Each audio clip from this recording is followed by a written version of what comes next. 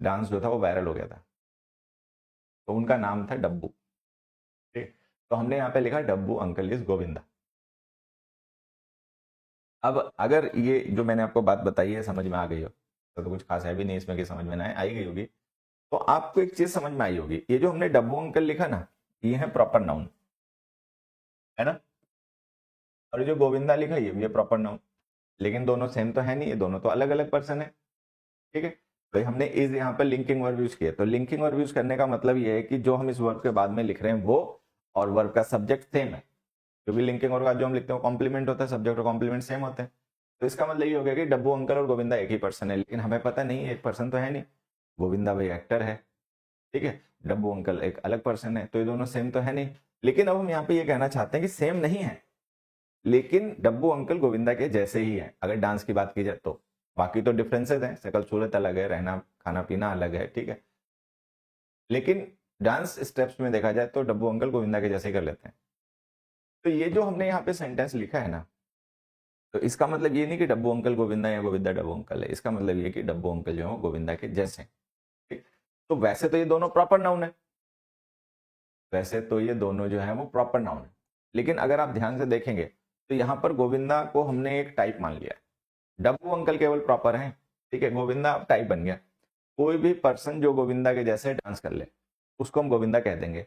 तो गोविंदा हमारे लिए नेम ऑफ इंडिविजुअल ना रह के नेम ऑफ कैटेगरी बन गया, नेम ऑफ क्लास बन गया, ठीक है, अच्छे डांसर्स की क्लास।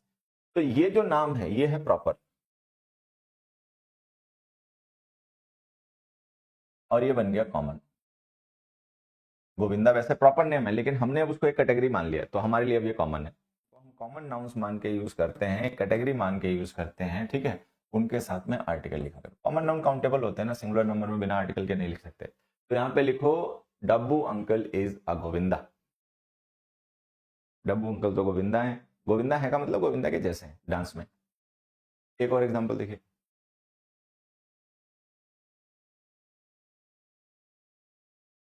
मैंने लिखा माय फ्रेंड इज आइंस्टाइन, मेरा दोस्त आइंस्टाइन है। आइंस्टाइन तो बहुत पहले मर गया, ठीक है, तो आइंस्टाइन तो अब नहीं हो सकता क्योंकि he is dead, he is no more actually. लेकिन हाँ, कोई ऐसा पर्सन जो कि बहुत तेज दिमाग हो, बहुत इंटेलिजेंट हो, आईक्यू लेवल जिसका बहुत अच्छा हो, ठीक है, उसको हम ये कह सकते हैं कि ही इज आइंस्टाइन। तो actually he is not an Einstein but he is like Einstein, Einstein के जैसा है। तो आइंस्टाइन को हमने क्या किया, कैटेगरी मान लिया। कोई भी हाई आईक्यू का पर्सन, कोई भी जो बहुत इंटेलिजेंट हो, पढ़ने लिखने में अच्छा हो, विज्ञान में उसका दिमाग चलता, तो हमने उसको कह दिया कि ये तो आइंस्टाइन है। एक्चुअल में वो आइंस्टाइन नहीं है, लेकिन वो आइंस्टाइन के जैसा है, तो हमने आइंस्टाइन को कैटेगरी मान लिया। कैटेगरी मान लेने का मतलब ये कॉमन नाउन हो गया। कॉमन नाउन्स काउंटेबल होते हैं, सिंगुलर नंबर बिना आर्टिकल के नहीं आते। तो हमने ही इज नहीं, इससे हम पढ़ते हैं ना, अभी जो सेंटेंस लिखा ना हमने बच्चे, इस पर एक बार ध्यान दें और इसको सही करने की कोशिश करें। कालिदास शेक्सपियर ऑफ इंडिया, अब यहां भी आप देखोगे तो वैसा ही है कि कालिदास जो है, कालिदास जो है ये प्रॉपर नाउन है। अब हम कालिदास को कह रहे हैं कि कालिदास जो है वो इंडिया के शेक्सपियर हैं। Actually he is not Shakespeare, Shakespeare was a different person, वो एक अलग व्यक्ति था। लेकिन हमने क्या किया, जिस तरीके से शेक्सपियर ने इंग्लिश लैंग्वेज में काफी रिच लिटरेचर लिखा, अच्छे ड्रामाज लिखे, प्लेज लिखे, ठीक है, तो उसी तरीके से संस्कृत लैंग्वेज में इंडिया में कालिदास जी ने लिखा। तो हमने शेक्सपियर को क्या किया, कैटेगरी मान लिया। अब हम यहाँ पे शेक्सपियर वर्ड लिखकर शेक्सपियर पर्सन को नहीं रेफर कर रहे, अब हम रेफर कर रहे हैं उस कैटेगरी के लोगों को कि शेक्सपियर के जैसे जिन्होंने अच्छा लिटरेचर लिखा। तो ये कॉमन नाउन है, ये प्रोनाउन लिख दिया गलती से, एक मिनट, ये प्रॉपर है। तो जब ये नाउन कॉमन हो गया, तो हमें पता है कॉमन नाउन्स काउंटेबल होते हैं, सिंगुलर नंबर के बगैर आ नहीं सकते, मतलब सिंगुलर नंबर में बिना डिटर्मिनर के आ नहीं सकते, तो हमने बिना डिटर्मिनर लिख रखा है, गलत है। अब हम इसे सही करना है, कैसे सही करें, तो एक तरीका तो हमने ऊपर ही देखा कि जब हम किसी प्रॉपर नाउन को कॉमन नाउन के तरीके से यूज करते हैं तो उसके साथ में एन आर्टिकल लिख दिया करो। लेकिन यहाँ पर सिचुएशन ऊपर वाली सिचुएशन से डिफरेंट है। यहाँ पर क्या सिचुएशन है कि हमने यहाँ पर ऑफ इंडिया एक फ्रेज लिख रखी है शेक्सपियर को डिफाइन करने के लिए। अभी जो प्रेपोजिशनल फ्रेज है ये शेक्सपियर के लिए यूज हुई है, तो ये शेक्सपियर को डिफाइन कर रही है।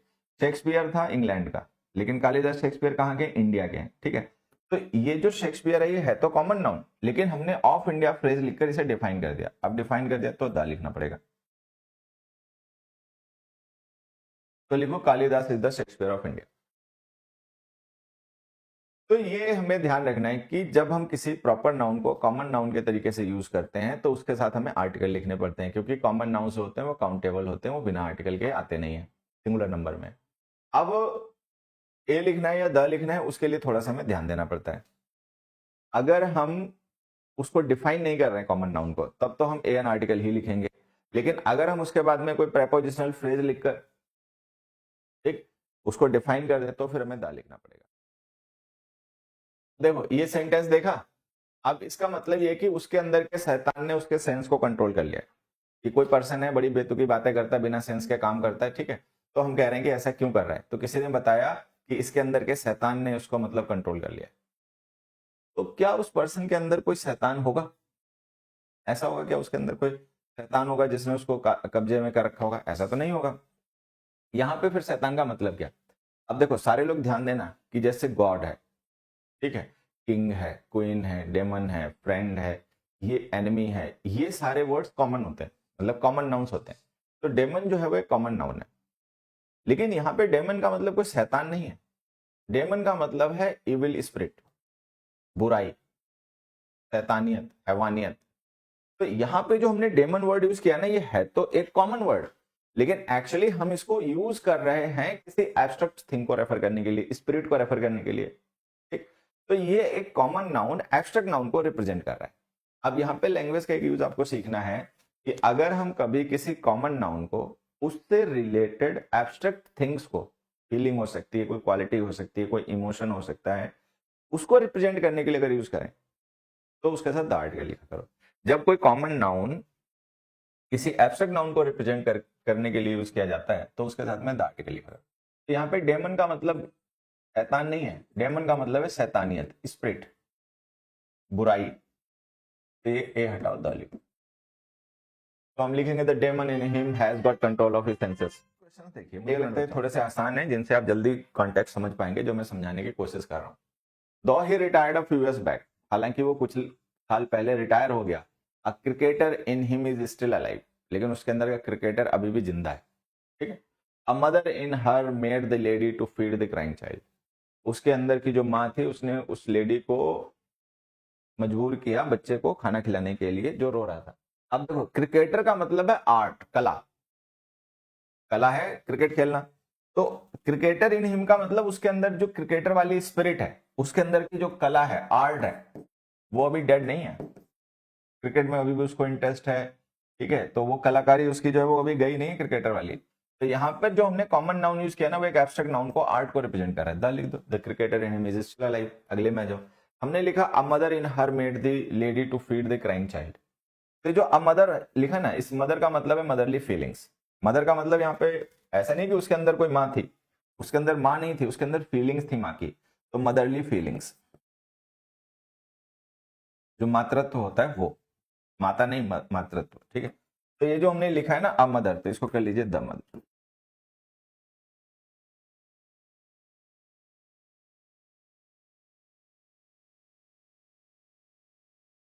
ठीक।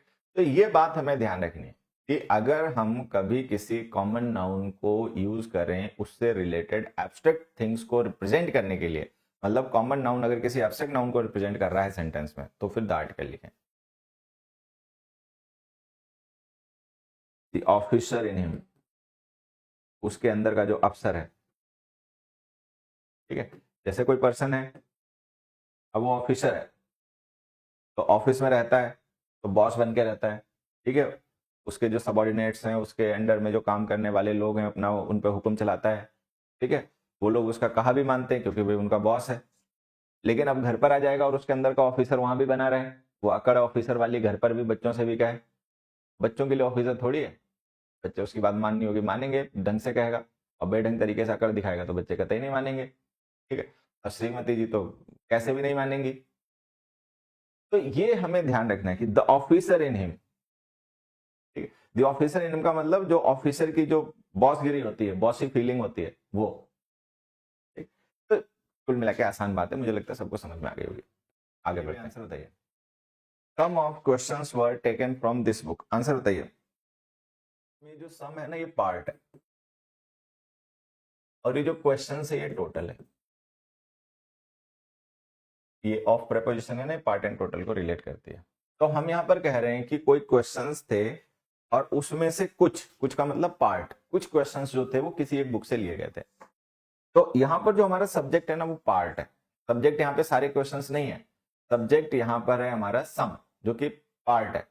अब सभी लोग जल्दी से मुझे एक चीज बताएं, अगर हम किसी नंबर या किसी अमाउंट के पार्ट को as a subject as an object refer करें सेंटेंस में, तो वो जो टोटल नंबर या अमाउंट क्या है उसके बारे में हमें पता होगा या नहीं होगा। आप ग्रामर को किनारे कर दीजिए, भूल जाइए कि हम इंग्लिश पढ़ रहे हैं, ठीक है। बस कॉमन सेंस का यूज करके इस क्वेश्चन का आंसर करो कि हम किसी एक सर्टेन नंबर या किसी एक सर्टेन अमाउंट के पार्ट को एज अ सब्जेक्ट या एज एन ऑब्जेक्ट रेफर करें किसी सेंटेंस में, तो वो जो टोटल है क्या हमें वो पता होगा या नहीं पता होगा कि टोटल क्या है, कितना है, होगा या नहीं। Common sense, pure common sense, जरूर पता होगा। क्योंकि अगर हमें ये पता ही ना हो कि टोटल क्या है, ठीक है, वो अमाउंट या नंबर क्या है, तो हम कैसे उसके पार्ट को सेंटेंस में सब्जेक्ट ऑब्जेक्ट के तरीके से रेफर कर पाएंगे, अगर हमें ये पता ही ना हो कि किसका पार्ट है। तो जब भी हम किसी पार्ट को सेंटेंस में as a subject as an object refer करते हैं, तो वो पार्ट किस टोटल का हिस्सा है हमें पहले पता होता है, तभी हम उसके पार्ट को सब्जेक्ट ऑब्जेक्ट बना के लिख पाते हैं, ठीक है। तो कॉमन सेंस की बात है। तो अगर हमें वो टोटल पता होता है कि किस टोटल का ये हिस्सा है, तो फिर उसके साथ द आर्टिकल लिख दो, तब तो वो डेफिनेट स्पेसिफिक हो गया ना, तो यहाँ पे लिख दो the. Some of the questions were taken from this book, some of the questions were taken from this book. कि अगर हम कभी भी some of, most of, all of, none of, half of, ठीक है, ईच ऑफ, मोस्ट ऑफ लिख दिया, one of, either of, neither of, 10% of, 5% of,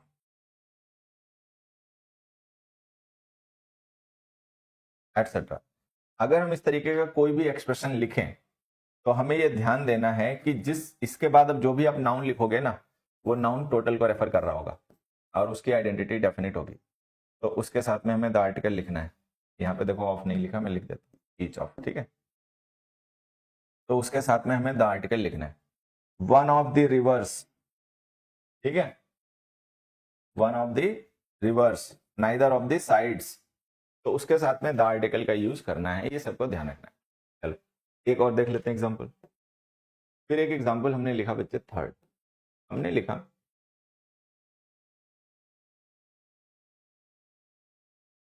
the number of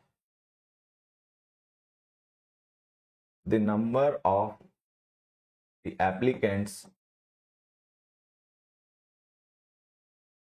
has एक मिनट, मैं चाहता था एक लाइन में आ जाए, चलो नहीं आया, कोई नहीं। हरिओम, छोटा सेंटेंस लिखता हूँ, 1 2 3। The number of the trees has decreased in cities, या इन सिटीज या इन दिल्ली, कुछ भी लिख दो। तो हमने लिखा the number of the trees has decreased in the cities. सभी लोग आंसर बताइए, the number of the trees has decreased में कितना पैसा है।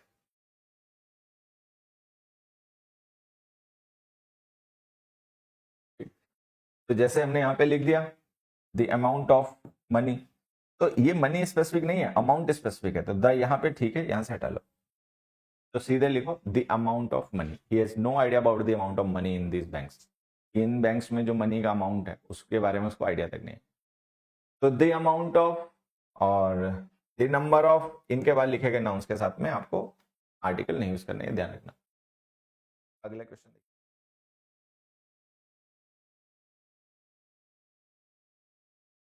अब देखिए जैसे हमने ऑल ऑफ लिखा, तो किस चीज का ऑल ऑफ, ये हमें बताना पड़ेगा। तो जैसे ऑल ऑफ तो हमने लिख दिया, बट ऑल ऑफ व्हाट, किसका ऑल ऑफ, तो जिसका भी वो ऑल ऑफ होगा वो कोई डेफिनेटली होगी थिंग, तो उसके साथ लिखो the all of the guest have left now. सही हो गया। अब ये जो ऑल ऑफ हमने लिखा है ना, ये है प्रोनाउन, क्योंकि इसको हमने ऑफ से पहले लिख रखा है एज अ सब्जेक्ट। अच्छा, यहाँ पे जो ऑल हमने लिखा है प्रोनाउन नहीं है, ये है डिटर्मिनर। तो आपको ध्यान ये देना है कि ऑल का अगर हम यूज एज ए डिटर्मिनर करें तो जो नाउन के साथ हम द आर्टिकल यूज करते हैं ना, वो पहले नहीं ऑल के बाद में लिखा जाएगा। तो इसको ऐसे लिखना, all the guests have left now, all the guests have left now. और ये जो हम द लिख रहे हैं, ऑल द गेस्ट लिख रहे हैं, ये एक्चुअल में ऑल ऑफ द गेस्ट की शॉर्ट फॉर्म है। तो ऑल ऑफ द गेस्ट को ही हम शॉर्ट में ऑल द गेस्ट लिख बोल देते हैं, लेकिन वो द ऑल गेस्ट नहीं होता, वो होता ऑल द गेस्ट। हालांकि हम बात को ऐसे भी ध्यान रख सकते हैं, नहीं तो फिर भी मैं आपको एक मौका देता हूं चीजों को समझने का। देखिए, मान लो मैंने लिखा these all books, all these books. अब ये जो दो हमने यहाँ पे नाउन फ्रेजेस लिखी हैं, इनमें डिफरेंस सबको दिख रहा है। ये फ्रेज ए हो गई, ये फ्रेज बी हो गई।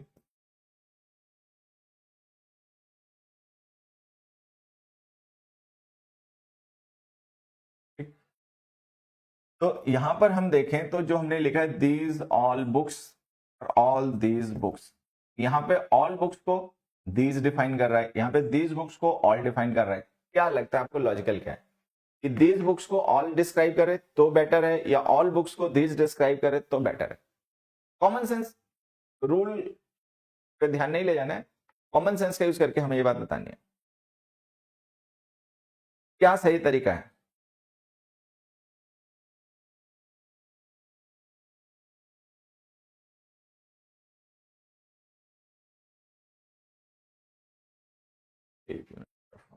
बताओ भाई, ऑल बुक्स को दीज डिस्क्राइब करे, ये लॉजिकल लग रहा है, ठीक है, या दीज बुक्स को ऑल डिस्क्राइब करे, ये लॉजिकल है, या ऑल बुक्स को दीज डिस्क्राइब करे, ये लॉजिकल है?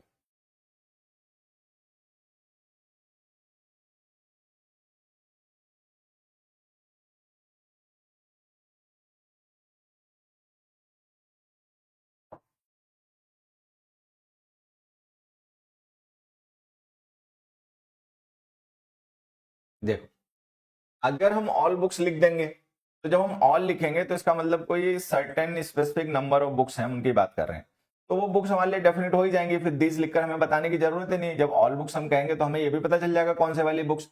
तो अगर दीज ऑल को डिस्क्राइब कर रहे हैं ना, तो इट डजंट सीम लॉजिकल, क्योंकि जब हमने ऑल बुक्स कह ही दिया है तो कौन सी ऑल बुक्स हैं, वो कहां पर रखी है, कहां नहीं रखी है, हमें पहले ही पता होगा, तो फिर उसके बाद में दीज लिखने की जरूरत नहीं है।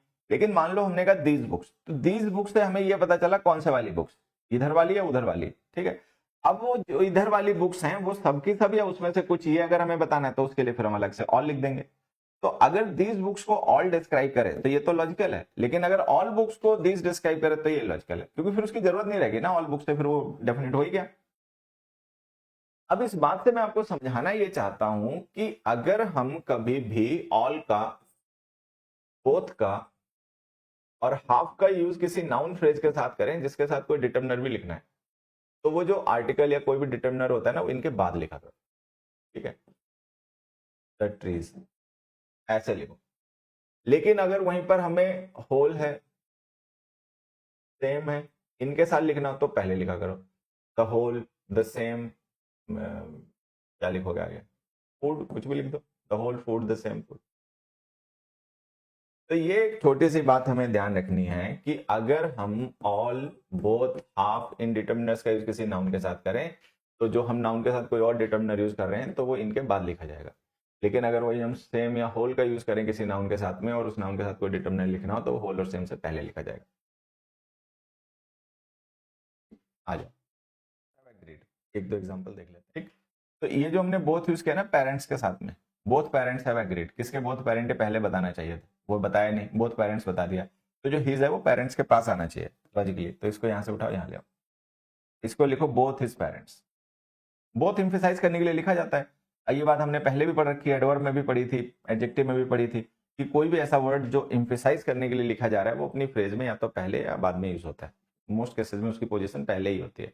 तो हम लिखेंगे both his parents have agreed. अगले में आ जाओ, he remained a theist whole his life, वो अपने पूरे जीवन मतलब नास्तिक आस्तिक रहा, होल इज लाइफ। ठीक है, तो हमने क्या पढ़ा, होल और सेम से पहले लिखना है डिटर्मिनर्स को, तो लिखो his whole life.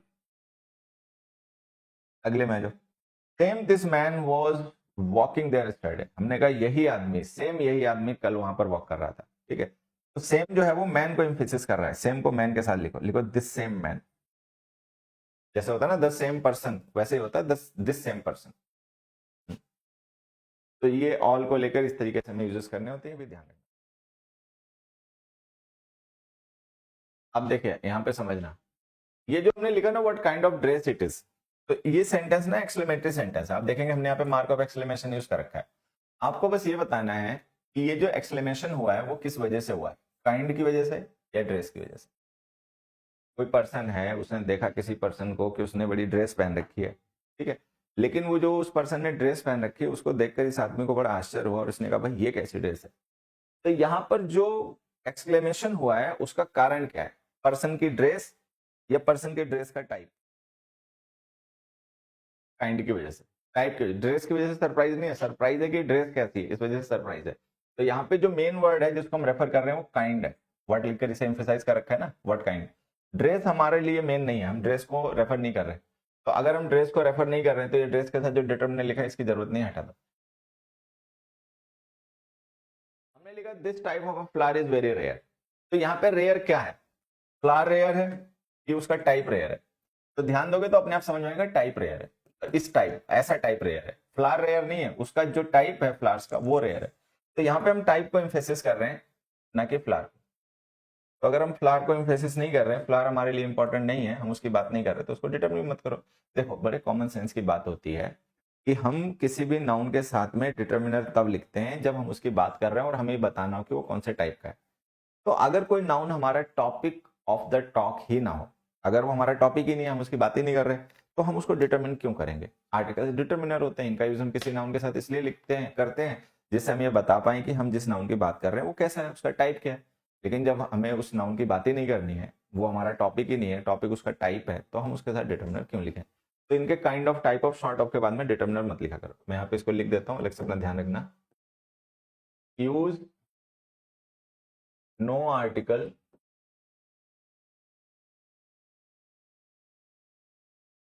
with such nouns as follow, kind of, type of and sort of। ऐसे नाउन्स जो काइंड ऑफ, टाइप ऑफ और शॉर्ट ऑफ को फॉलो करते हैं उनके साथ में आर्टिकल का यूज ना। ठीक है, ये हो गया। अगले पेज है,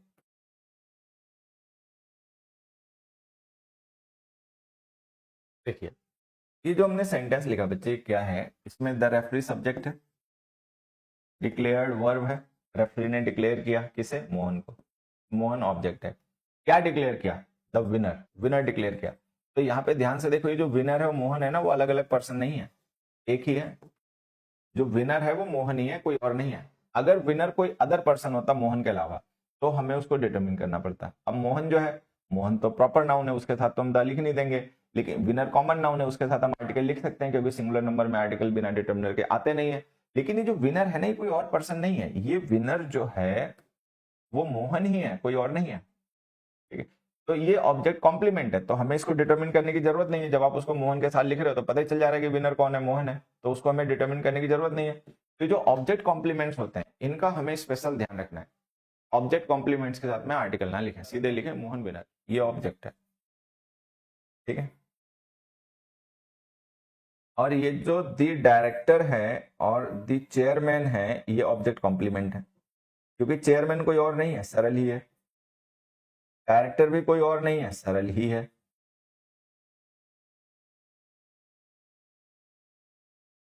तो हम ऐसे कह सकते हैं, ये जो सरल है वही डायरेक्टर है और जो सरल है वही चेयरमैन है। तो ऑब्जेक्ट कॉम्प्लीमेंट है, कोई अदर पर्सन तो है नहीं। अच्छा, ये जो हैव अपॉइंटेड हमने लिखी है हमारी वर्ब है, दे सब्जेक्ट है।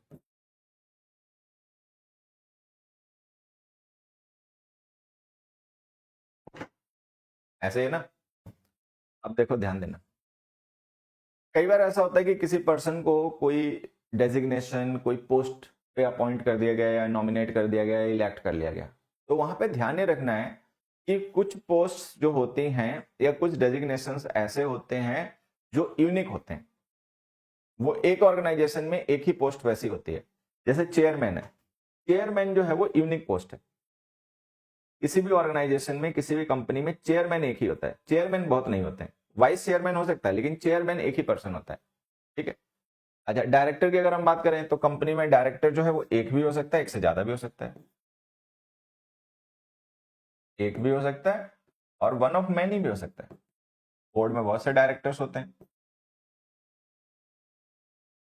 तो अब ध्यान ये रखना है कि अगर हम कभी पोस्ट को या डेजिग्नेशंस को ऑब्जेक्ट कॉम्प्लीमेंट बना के लिखें तो द आर्टिकल तो उनके साथ कभी लिखना नहीं है भूल से भी, ये तो हटा दो, द तो हटा ही दो, ठीक है।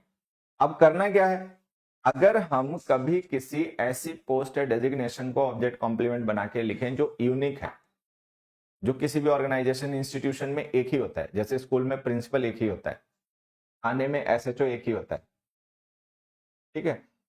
तो अगर ऐसी कोई पोस्ट है तो उसके साथ कोई आर्टिकल नहीं लिखना है, तो इसको तो सीधे ऐसे लिखा रहने दो, दे हैव अपॉइंटेड सरल चेयरमैन इन द कंपनी। अच्छा, अब मान लो कोई ऐसी पोस्ट है जो वन ऑफ मैनी होती है, जैसे थाने में इंस्पेक्टर कई हो सकते हैं, ठीक है, स्कूल में टीचर्स कई हो सकते हैं, कंपनी में मैनेजर्स, डायरेक्टर्स कई हो सकते हैं, टीम में कैप्टन एक ही होता है, ठीक है, लेकिन टीम में कोच कई हो सकते हैं। हेड कोच एक होता है अलग, वो अलग बात है, लेकिन कोच कई हो सकते हैं, बॉलिंग कोच है, फील्डिंग कोच है, ठीक है। टीम में बैट्समैन कई हो सकते हैं, होते ही है, बॉलर कई हो सकते हैं, होते ही है, विकेट कीपर एक ही होता है, 11 में तो एक ही होता है जो विकेट कीपिंग करता है, ठीक है।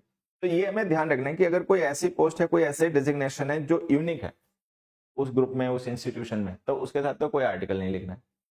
लेकिन अगर कोई ऐसा डेजिग्नेशन या पोस्ट है जो वन ऑफ मैनी होती है, कईयों में से एक कोई भी हो सकता है, मतलब उस टाइप के बहुत सी पोस्ट होती हैं ऑर्गेनाइजेशन में, तो हम एन आर्टिकल का यूज करते हैं, दा का नहीं करते।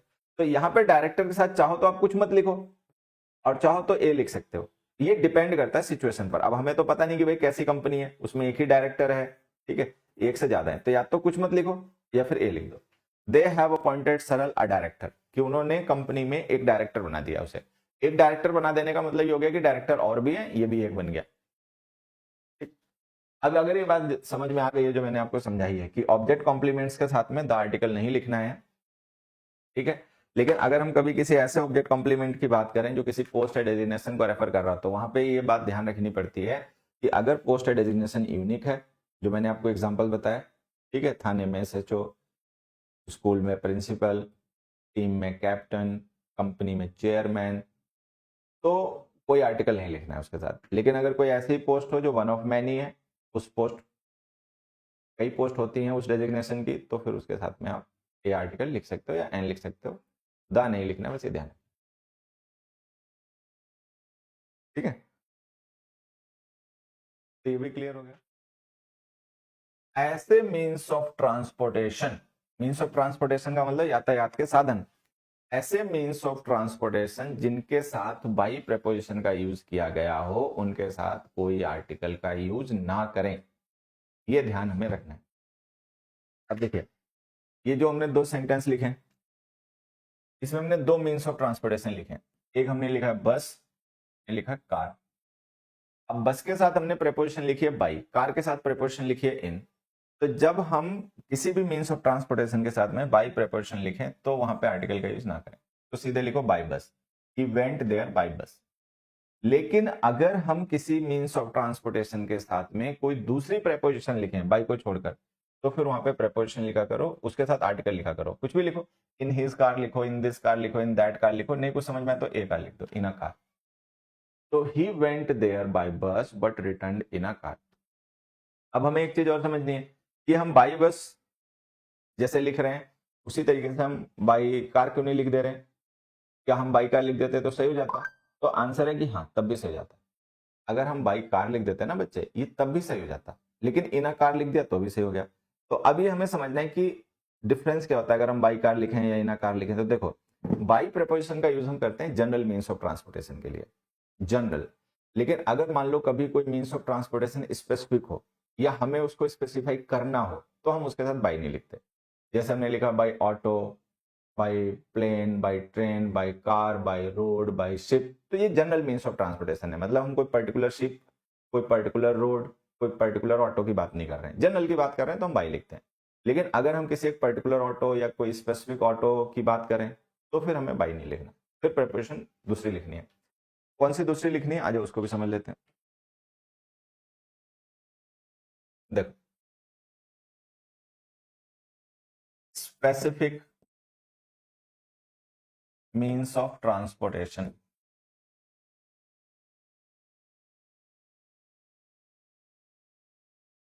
Specific means of transportation.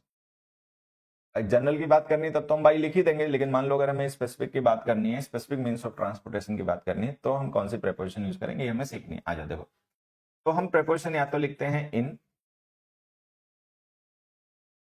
या लिखते हैं ऑन।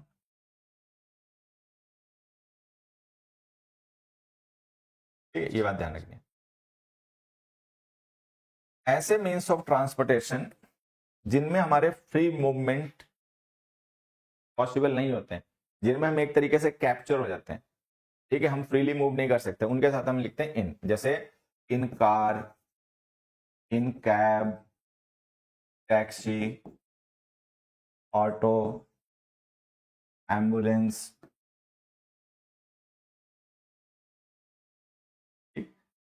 Helicopter, boat, etcetera. अब बोट में हम कवर नहीं होते हैं, जैसे आपने देखा होगा बोट में हम कवर तो नहीं होते, लेकिन हम फ्रीली उस पर वॉक नहीं कर सकते, बैलेंस बनाने के लिए बैठना ही पड़ता है, ठीक है। तो हम बोट के साथ भी इन ही लिखते हैं। एक बहुत फेमस नॉवल भी है, तुम में से हो सकता है किसी ने एकेडमिक में पढ़ा भी हो, बोर्ड के सिलेबस में होता है, 3 मैन इन अ बोट, ठीक है। तो बोट के साथ भी हम इन लिखते हैं। तो ऑन का यूज हम करते हैं ऐसे मीन्स ऑफ ट्रांसपोर्टेशन के साथ में जिनमें हमारा फ्री मूवमेंट हो सकता है, जिनमें हम फ्रीली मूव कर सकते हैं, ठीक है, और हम उनमें कैप्चर नहीं होते, कैप्टिवेट नहीं होते। जैसे on bus, plane, train, ship, bike, bicycle,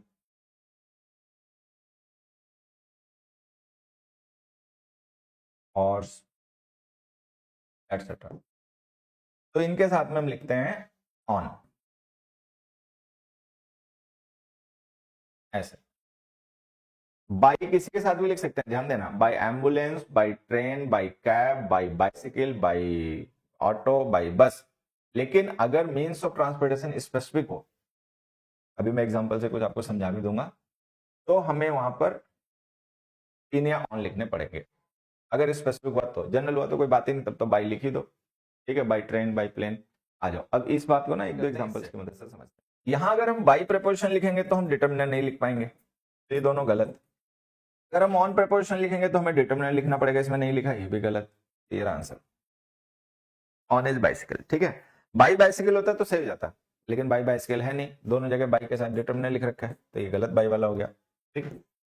इसके बाद आ जाइए, मोहन गोज टू स्कूल, अच्छा तो हो गया। I shall go there dash the 9:30 train, तो 9:30 की स्पेसिफिक ट्रेन है, ठीक है ना, 9:30 जो 9:30 बजे आती है वो वाली ट्रेन। तो हम किसी भी जनरल ट्रेन की बात नहीं कर रहे हैं, हम एक पर्टिकुलर ट्रेन की बात कर रहे हैं जो पर्टिकुलर टाइम पे आती जाती है, ठीक है। तो हम लिखेंगे ऑन। यहां पे हमने लिखा अ बस, अब अगर हमने अ बस लिखा है तो हमें आर्टिकल लिखना चाहिए ऑन अ बस, ऐसे ही है ना, क्योंकि अगर हम किसी भी मीन्स ऑफ ट्रांसपोर्टेशन के साथ में बाई प्रेपोजिशन लिखेंगे तो डिटर्मिनर नहीं लिखना है, लेकिन यहाँ तो डिटर्मिनर बस के साथ ए पहले से ही लिखा हुआ है, तो हमें बाई नहीं लिखना चाहिए कायदे से, लेकिन लिखना बाई ही है। क्या कोई ये बता सकता है कि हमने बाई क्यों लिखा? पता है क्यों लिखा? क्योंकि ये पैसिव वॉइस है, ध्यान से देखो, ये जो वॉज इट हमने लिखा ना, ये पैसिव वर्ब है, तो यहाँ पे बस कोई मीन्स ऑफ ट्रांसपोर्टेशन नहीं है। तो ये थोड़ा सा ना कॉमन सेंस भी अपना कई बार यूज करने की जरूरत पड़ती है। मीन्स ऑफ ट्रांसपोर्टेशन का मतलब होता है यातायात का साधन, कहीं आने जाने के लिए हम जिस मीन्स का यूज करते हैं वो मीन्स ऑफ ट्रांसपोर्टेशन है। अब जैसे यहाँ पे गो है, वहां पे ट्रेवल है, वहां पे रिटर्न है, तो इन वर्ब से हमें पता चल जाता है कि कोई person as a means of transportation इसको यूज कर रहा है। यहाँ पे लिखा ही वॉज हिट बाई, उसको टक्कर मारी गई, तो यहाँ पे बस मीन्स ऑफ ट्रांसपोर्टेशन नहीं है, बस पैसिव वर्ब का डूअर है। जैसे एक्टिव वर्ब में जो सब्जेक्ट होता है जब हम पैसिव बनाते हैं तो डूअर बन जाता है। तो ये बस ना ये पैसिव वाला डूअर है, इसलिए हमने इसके बाद बाई लिखा। और ये बाई जो हमने प्रेपोजिशन यहाँ पे लिखी, ये बाई प्रेपोजिशन जो है, ठीक है, ये क्या नाम है, डूअर की प्रेपोजिशन है, ये मीन्स ऑफ ट्रांसपोर्टेशन की प्रेपोजिशन नहीं, ये ध्यान रखना। अब उसमें जाओ, 5 passengers were travelling that cab. तो देखो यहाँ पे क्या लिखा, दैट कैब। दैट का मतलब कोई स्पेसिफिक कैब, कोई एक पर्टिकुलर कैब होगी, उसमें 5 पैसेंजर्स ट्रेवल कर रहे थे इन। तो हमें ये बात ध्यान रखनी है कि अगर हम जनरल मीन्स ऑफ ट्रांसपोर्टेशन की बात करें तब तो हम बाई लिखेंगे किसी के साथ भी। अगर कोई मीन्स ऑफ ट्रांसपोर्टेशन स्पेसिफिक हुआ तो हम उसके बाद में इन या ऑन लिखेंगे। अब कहाँ लिखेंगे इन, कहाँ लिखेंगे ऑन, उसके लिए आपको ये बातें ध्यान रखनी पड़ेंगी जो यहाँ पर मैंने आपको पढ़ाई है। ठीक है, चलो एक एग्जाम्पल और देखते हैं। एक एग्जाम्पल मैंने लिखा 5th, we can not reach that temple, ठीक है, बाय वॉक, बाय फुट। बताओ अगर ये गलत हो तो इसे हम कैसे सही करें, सभी लोग बताएं। We can not reach that temple by foot, कि हम उस मंदिर तक पैदल नहीं पहुंच सकते।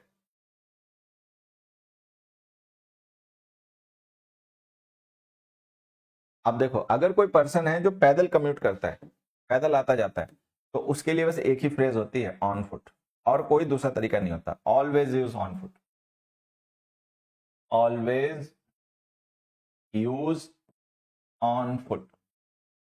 इफ समवन वॉक्स, अगर कोई पर्सन वॉक करता है, कोई मीन्स का यूज नहीं करता, तो हमेशा ऑन फुट यूज करना है। गलत एक्सप्रेशंस क्या क्या दे रखे होते हैं देखो आपको बता देता हूं। मान लो जैसे लिख दिया जाए ऑन फीट, या लिख दिया जाए ऑन वॉक, या लिख दिया जाए बाई वॉक, या लिख दिया जाए बाई फुट, या लिख दिया जाए बाई फीट, या एटसेट्रा कुछ भी लिख दिया जाए, तो ध्यान रखना ये सारे गलत है। पैदल कम्यूट करने के लिए केवल ऑन फुट, केवल और केवल on foot. I would go to my school on foot, पैदल जाता था अपने स्कूल, ठीक है। तो पैदल अगर कोई पर्सन कम्यूट करता है तो उसके लिए हमेशा हमें ऑन फुट का ही यूज करना है, ये ध्यान रखना। ये ध्यान से आप देखोगे ना तो पाओगे पब्लिक प्लेसेस हैं, ठीक है, ये पब्लिक प्लेसेस हैं, स्कूल कॉलेज यूनिवर्सिटी, और ये किसी न किसी एक्टिविटी से रिलेटेड होते हैं। स्कूल कॉलेज यूनिवर्सिटी लर्निंग के लिए, टीचिंग के लिए होते हैं। हॉस्पिटल मेडिकल ट्रीटमेंट के लिए होता है। जेल प्रिजन पनिशमेंट के लिए होते हैं। चर्च टेम्पल वर्शिप के लिए, प्रेयर्स के लिए होते हैं। तो अगर इन प्लेसेस को उस पर्पस के लिए, जिस पर्पस के लिए होते हैं, विजिट किया जाए, तो इनके साथ कोई आर्टिकल मत लिखा करो, use no article with them. तो ये जो सेंटेंस है, the court sent the thief to the jail, कि कोर्ट ने चोर को जेल भेज दिया, तो जेल इसीलिए होती है, चोरों को, क्रिमिनल्स को भेजने के लिए ही होती है। तो ये जो हमने द लिखा है ये गलत है, हटा दीजिए, सीधे लिखिए द जेल। ठीक, the court sent the thief to jail, हो गया सही। अगला देखो, अगर ये सेंटेंस मान लो केवल इतना होता, आई वेंट टू हॉस्पिटल, तो ये सही है, मैं हॉस्पिटल गया, दवा लेने गया, इलाज करने गया। मान लो मैं डॉक्टर हूँ, तो अगर मैं डॉक्टर हूँ तो मैं हॉस्पिटल जा रहा हूँ इलाज करने किसी का, तो ठीक है। मैं बीमार हूँ, पेशेंट हूँ, मैं हॉस्पिटल गया दवा करा लेने के लिए, तो भी ठीक है। लेकिन यहाँ देखो क्या लिखा हुआ है, I went to hospital to meet my friend, मैं अपने दोस्त से मिलने हॉस्पिटल गया, तो ये तो पर्पस नहीं होता हॉस्पिटल जाने का। दोस्त हो सकता है आपका, वहां पे पेशेंट हो, डॉक्टर हो, उससे मतलब नहीं है, लेकिन आप तो उस पर्पस से नहीं गए जिस पर्पस के लिए हॉस्पिटल जाया जाता है, तो आर्टिकल लिखो। तो लिखो I went to the hospital to meet my friend. और देखो क्वेश्चन नंबर 3, ही वेंट। अच्छे से रिवीजन करो। Thank you everybody, bye bye.